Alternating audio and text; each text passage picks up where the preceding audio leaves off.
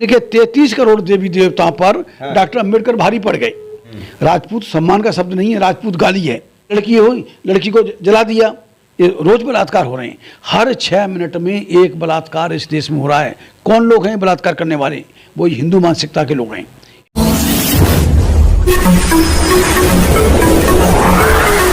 मैं एम नफीस रशीद, आप देख रहे हैं भारत न्यूज़ 247। बने रहें मेरे साथ आखिर तक और ज़रा जानने की ये कोशिश करते हैं कि जिस तरह से अचानक भारत के अंदर राजनीति ने नया मोड़ ले लिया है और मोड़ भी ऐसा लिया है कि इसमें अब कहीं ना कहीं हिंदू बनाम मुस्लिम ख़त्म होता जा रहा है और आ गया है शब्द नया दलित बनाम हिंदू और बौद्धिस्ट बनाम हिंदू धर्म। ये दो नाम जो अचानक आए हैं, मैं इस पर चर्चा करूंगा। मेरे साथ में हैं भाई तेज सिंह साहब जो कि राष्ट्रीय अध्यक्ष हैं अंबेडकर समाज पार्टी के और दलितों का एक बड़ा चेहरा हैं, इंटरनेशनल चेहरा हैं।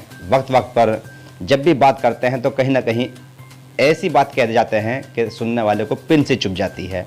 और आज मैं उन सभी बातों पर थोड़ी सी बात करना चाहूँगा। सर, स्वागत है भारत न्यूज़ 247 में आपका। जी शुक्रिया भाई। सर, जानना चाह रहे थे कि राजेंद्र पाल गौतम का इस्तीफ़ा हुआ, उसके बाद में बयानों की झड़ी लग गई है। मैंने कल क्या भानु प्रताप सिंह को भी सुना, महमूद पराचा को भी सुना और क्या कहते हैं इंजीनियर डीसी कपिल को भी सुना। सब के सब जितने भी अम्बेडकरवादी हैं या यूँ कहा जाए भीमवादी हैं, जिसे देखो एक शब्दों के बाण चला रहा है, पूरी तरह से हिंदू तब पर हावी होने की क्या मतलब, यानी कि राजेंद्र पाल गौतम ने मौका दे दिया सभी को। देखिए, ऐसा राजेंद्र पाल गौतम जी ने उस प्रोग्राम के अंदर कुछ नया नहीं कहा, अपनी तरफ से कुछ नहीं कहा। सिर्फ वहाँ मतलब धम्म दीक्षा की बात थी और धम्म दीक्षा में बाबा साहब की ली हुई 22 प्रतिज्ञाएं। बाबा साहब ने जब धर्मांतरण किया था 14 अक्टूबर 1956 को नागपुर के अंदर, जहाँ तकरीबन 5 लाख लोग बताए जाते हैं कि वहाँ उसमें दीक्षित हुए थे, बौद्ध धर्म में शामिल हुए थे। तो वो उस वक्त जो 22 प्रतिज्ञाएं ली थी, जी मैं ब्रह्मा विष्णु महेश को ईश्वर नहीं मानूंगा, मैं गौरी गणपति को ईश्वर नहीं मानूंगा, इनकी पूजा नहीं करूंगा, इस तरह से 22 प्रतिज्ञाएं। मैं शराब नहीं पीऊंगा, नशा नहीं करूंगा, चोरी नहीं करूंगा, इस तरह से 22 प्रतिज्ञाएं। 22 प्रतिज्ञाएं ली। राजेंद्र पाल गौतम ने वो प्रतिज्ञाएं वहाँ पे दोहराई, लोगों से दोहरवाई। लोगों ने बोला, कुछ नया नहीं था। वो शपथ लेने वाली बात सी हो गई। There was absolutely nothing new in it. उनका कुछ नहीं था, उनकी तरफ से कुछ नहीं था। तो जिस तरह से ब्राह्मणवादियों ने रिएक्ट किया, जैसे ब्राह्मणवादी या हिंदुत्ववादियों ने जिस तरह से रिएक्ट किया, उसको टारगेट बना के, क्योंकि उससे पहले एक मंत्री को ये खा चुके थे। जो आम आदमी पार्टी में एक मंत्री थे, क्या नाम था उनका, चलिए जो भी होंगे बारे मुझे भी याद नहीं है। बाद में सर जानना चाह रहा था, अगर मान लो अम्बेडकरवादियों ने या यूँ कहा जाए राजेंद्र पाल गौतम ने 22 प्रतिक्रियाएं दोहराई और ऐसा उन्होंने अपनी तरफ से कुछ नहीं किया, नया कुछ नहीं किया, आपका कहना यह है अगर ब्राह्मणवादी जो परंपरा है या यूँ कहा जाए जो ब्राह्मण लोग हैं, अगर वो खामोश हो जाते तो ये मुद्दा दब जाता? जी नहीं, वो तो देखिए, वो संदीप वाल्मीकि थे। संदीप वाल्मीकि को ये ब्राह्मणवादी खा चुके थे, आम आदमी पार्टी। और हम ये समझें कि वो आरएसएस से अलग हटके या बीजेपी से अलग हटके ये आम आदमी पार्टी जो बनाई है केजरीवाल ने, वो अलग है, अलग नहीं है, जो जुदा नहीं है। नुरा कुश्ती है इनकी आपस में दिखाने के लिए, ये लड़ रहे हैं, लेकिन दोनों एक ही है। समझ गए ना? अच्छा, दोनों एक ही हैं। तो वो संदीप वाल्मीकि को ये ब्राह्मणवादी खा चुके थे। उन्हें ये मंजूर नहीं है कोई दलित या पद दलित उस मंत्री की कुर्सी पे बैठा। तो एक दलित हटा तो दूसरा दलित राजेंद्र पाल गौतम आ गया। बर्दाश्त नहीं हो रहा था। और जैसे ही ये 22 प्रतिज्ञाएं, उसमें देखिए 1956 से 22 प्रतिज्ञाएं चल रही हैं। 14 अक्टूबर 1956 से 22 प्रतिज्ञाएं दोहराई जा रही हैं, हर बुध विहार में दोहराई जा रही हैं। तो वो नहीं किया, सिर्फ उसको टारगेट बनाया और वो इतना मतलब आदमी कायर निकला कि वो तो लड़ाई से पहले ही मैदान छोड़ के भाग गया, इस्तीफा दे दिया। इसमें इस्तीफा न देखे ये दोनों एक्सपोज हो जाते। देखिए, केजरीवाल का एक वीडियो आया है, उसने मंच से जय श्री राम के नारे लगवाए। जय श्री राम के नारे लगाने वाला अम्बेडकरवादी का हितैषी नहीं हो सकता। समझ गए ना? अच्छा, हाँ। सर देखिए, अंबेडकर साहब ने ऐसा कहाँ कहा है कि भाई किसी धर्म को मत मानो। उन्होंने तो कहा मैं खुद नहीं मानूंगा इस धर्म को, और उन्होंने 22 प्रतिज्ञाएं दोहराई। पर ऐसा कैसे हो सकता है सर कि कोई अंबेडकर को भी माने, कोई जय श्री राम को भी माने, कोई राम को भी माने, कोई अल्लाह को भी माने? मर्जी है सबकी। तो अम्बेडकरवादी का क्या, अम्बेडकरवादी तो कोई भी हो सकता है। आर्टिकल 15, 16, 17 ये तमाम आर्टिकल हैं, वो बिल्कुल हमें इस बात की आज़ादी देता है कि हम किसी भी धर्म को माने और किसी को ना माने। पर सर फिर भी कोशिश तो ये हो रही है ना कि अम्बेडकर को भी धार्मिक व्यक्ति बनाया जा रहा है। देखिए, बाबा साहब अम्बेडकर ने 1936 में दादर में एक महार कॉन्फ्रेंस की थी, जिसमें उन्होंने अपनी जात के लोगों को बुलाया था। बड़ी कॉन्फ्रेंस थी 1936 की दादर कॉन्फ्रेंस मुंबई में। तो उस कॉन्फ्रेंस का जो रिजोल्यूशन था डॉक्टर अम्बेडकर ने कर दिया हुआ था, और उसमें साफ लिखा है कि आज से हमारे लोगों को हिंदू देवी देवताओं की पूजा नहीं करनी चाहिए, हिंदू तीज त्योहारों को मनाना बंद करना चाहिए और हिंदू धर्म स्थलों पर जाना बंद कर देना चाहिए। बाबा साहब डॉक्टर अम्बेडकर की अपने समाज को ये हिदायत थी। लेकिन अफसोस इस बात का है, आज भी दलित समाज उन्हीं जो पाखंड है, ये कोई त्योहार नहीं है, ये पाखंड है, लोगों को लूटने का है, खाने कमाने का जरिया है।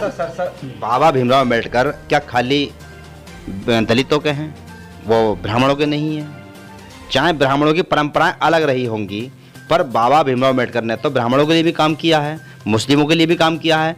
बाबा में तो सब अपने अपने हिसाब से अपना बाबा ढूंढ लेते हैं। सर इसे दलित क्यों अपना बनाए बैठे हैं, मैं थोड़ा सा यहाँ जानना चाह रहा हूँ। ऐसा नहीं है।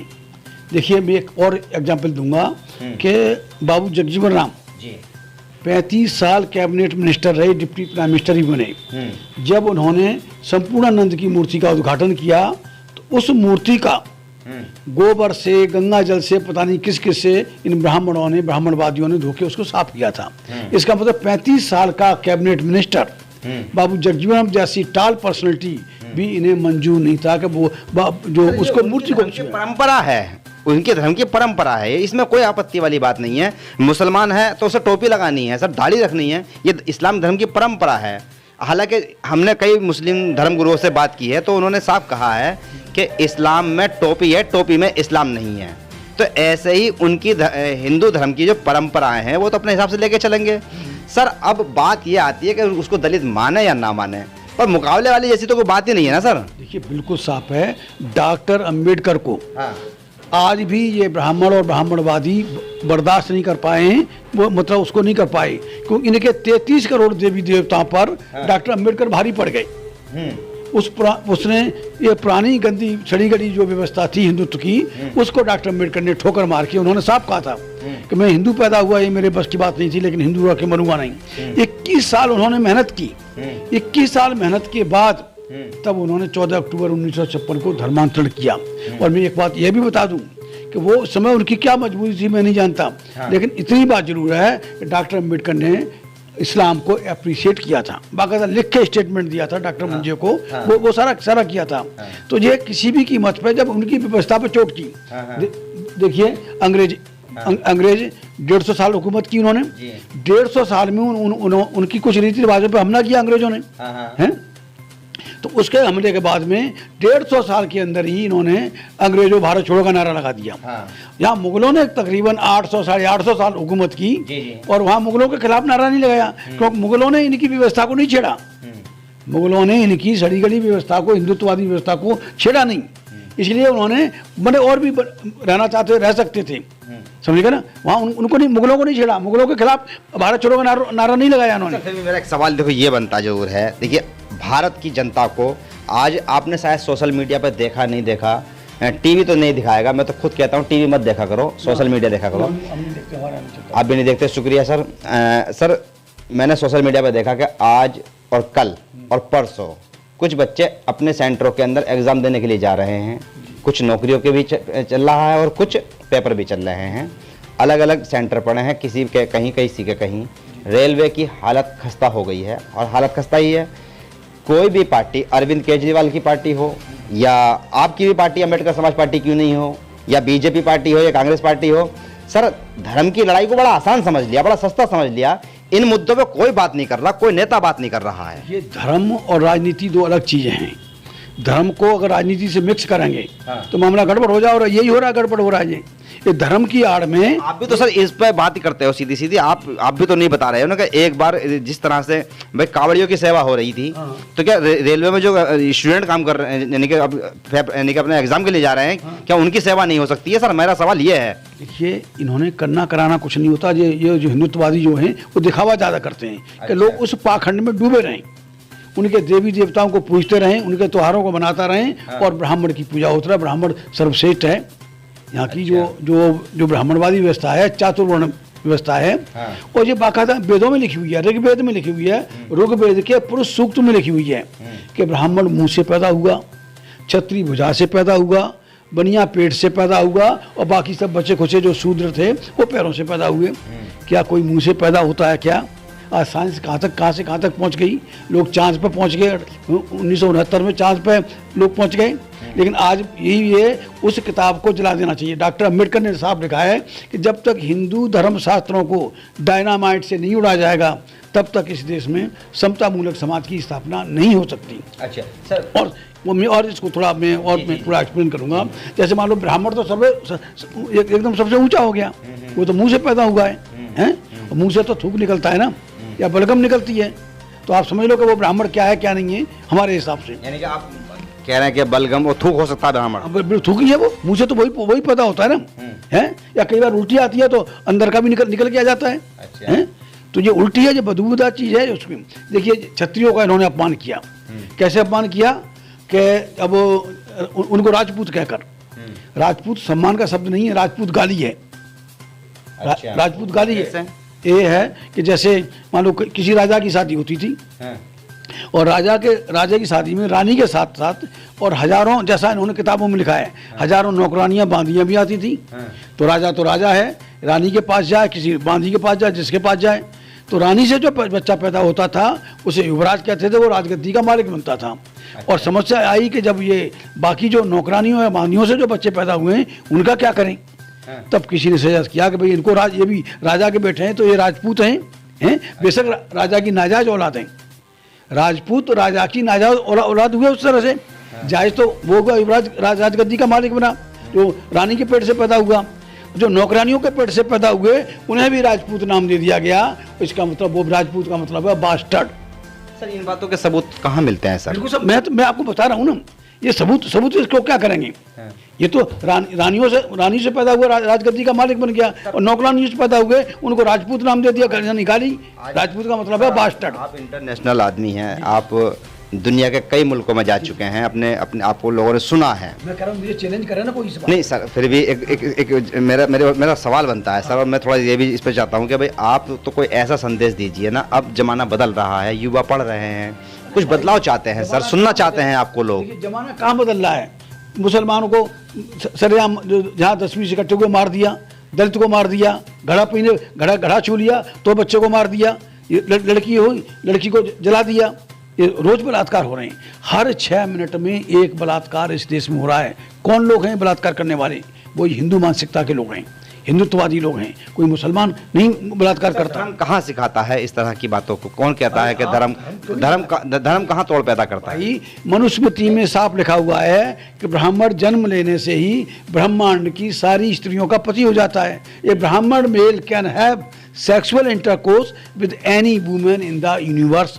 इसका मतलब वो खुलासा हो गया दुनिया की सारी यूनिवर्स माने ब्रह्मांड में। लगता है आपको कि ये असर चल रहा है? कौन मान रहा है इन बातों को? अरे माने ना माने, उनकी किताबों में लिखा हुआ है, उन किताबों को खत्म क्यों नहीं करते? ये सुप्रीम कोर्ट उन किताबों पर बैन क्यों नहीं लगाता? मनुस्मृति पे, रामायण पे, वेद पे, पुराण पे, ये सारी गंदी किताबें, इन पर बैन लगनी चाहिए। ये सुप्रीम कोर्ट को संज्ञान लेकर ये किताबें नहीं चलनी चाहिए। आर्टिकल 12 है जो कॉन्स्टिट्यूशन ऑफ इंडिया का, जो पुरानी बातों को नकारता है, संविधान की बात करता है। ये संविधान को इनको ताक पर रखे। कई बार जज भी ऐसा नालायक बन जाता है, वो कहता है कि मनुस्मृति के आधार से हमें न्याय करना है, और उसी तरह से होता है। बाबरी मस्जिद का फैसला किस बात पे आया? कोरी आस्था, किस बात की आस्था है? सारे जितने भी देखिए, और मेरी बात तो दूरी रह गई। तो मतलब उसको क्षत्रिय को राजपूत कह के गाली दी इन्होंने, बनिया को भी गाली है, वैश्य शब्द है, ये गाली है। मान लीजिए मैं आपसे सवाल करता हूँ कि अगर मान लीजिए कोई प्रोस्टिट्यूट है, सॉरी उसे वैश्या है, वैश्या बोलते हैं ना हिंदी में, अगर वैश्या की लड़की पैदा हुई तो उसे क्या कहेंगे? वैश्या कहेंगे ना। और वैश्या का अगर लड़का पैदा हो गया तो उसे क्या कहेंगे? वैश्य कहेंगे। तो ये वैश्य शब्द अपने आप में गाली है। ये बनिया ठोक के कहता है, छाती ठोक के कहता है मैं वैश्य हूँ।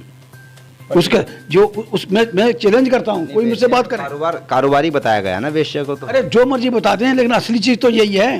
वैश्या के पुत्र को क्या कहेंगे? वैश्या पुत्र को क्या कहेंगे? वैसे ही कहेंगे ना, हैं कि उसको भी वैश्या बोलेंगे। वैश्या पुत्र को तो पुत्र मतलब वैश्य कहा जाएगा ना, तो ये भी गाली हो गई। और शूद्र तो पद दलित थे ही, और शूद्रों के लिए वहाँ गीता है। गीता क्या कहती है? शूद्र का काम क्या था? ऊपर वाले तीनों वर्णों की निस्वार्थ भाव से सेवा करना। गीता कहती है काम करो, फल की इच्छा मत करो। गीता यही तो कहती है कि काम करो अपना और फल की इच्छा मत करो। भाई शूद्र का काम तीनों की सेवा करना है, सेवा करो और कुछ दे दें तो ठीक है, नहीं तो भी ठीक है। इच्छा मत करो, इच्छा रख के मत करो कि हम इसकी सेवा कर रहे हैं, ब्राह्मण की, क्षत्रिय की, वैश्य की सेवा कर रहे हैं तो ये हमें कुछ देगा। तो गीता भी मतलब बदमाशी का पुलिंदा है। वो कहते हैं कि काम करो, फल की इच्छा मत करो। ऐसा कोई काम है? अगर बच्चे भी पैदा होते हैं हमारे घरों में तो दो बातें अहम होती हैं। पहली बात ये होती है कि बच्चा बड़ा होकर वंश चलाएगा, हैं, परिवार को आगे बढ़ाएगा, और दूसरी बात ये होती है कि बुढ़ापे का सहारा बनेगा। दो बातें अहम होती हैं, बाकी बातें छोड़ दीजिए। तो वो भी बगैर इच्छा के नहीं होता। अगर बगैर इच्छा के होता तो हम भी पैदा करके छोड़ते जाते, जैसे जानवरों के ऐसे छूटे हुए हैं, हम उसको पालते हैं, करते हैं, जरा भी उसको दर्द होता है तो हमें दर्द होता है, माँ बाप को दर्द होता है। तो वो इसीलिए वो मतलब इसको इन्होंने ऐसी भी व्यवस्था बना दी कि इसमें जो ब्रह्मजाल, ब्राह्मणवादी ब्रह्मजाल, इतना भ्रम पैदा दिया लोगों में, इतना ठूस के इसका डर बैठा दिया भगवान का और भाग्य का कि आज सारा परेशान है लोग। ये तो डॉक्टर अम्बेडकर ने, हिम्मत थी उनमें और अंग्रेजों का साथ था, मुसलमानों का साथ था, बाबा साहब के साथ में, इसलिए इतना बड़ा परिवर्तन। ये कुत्ते बिल्ली को छू सकते थे, हम दलितों को नहीं छू सकते थे। आज भी इन्होंने हमें हमारे हक और हिस्सेदारी नहीं दी, क्योंकि आज भी वो उनकी मानसिकता वही है। ये बीमार मानसिकता के लोग हैं। हिंदू लोग बीमार मानसिकता के लोग हैं। जाति हिंदुओं की मानसिक बीमारी है, हिंदू उनकी मानसिक बीमारी है, उससे पूरा देश परेशान है। जातिवाद उससे पूरा देश परेशान है।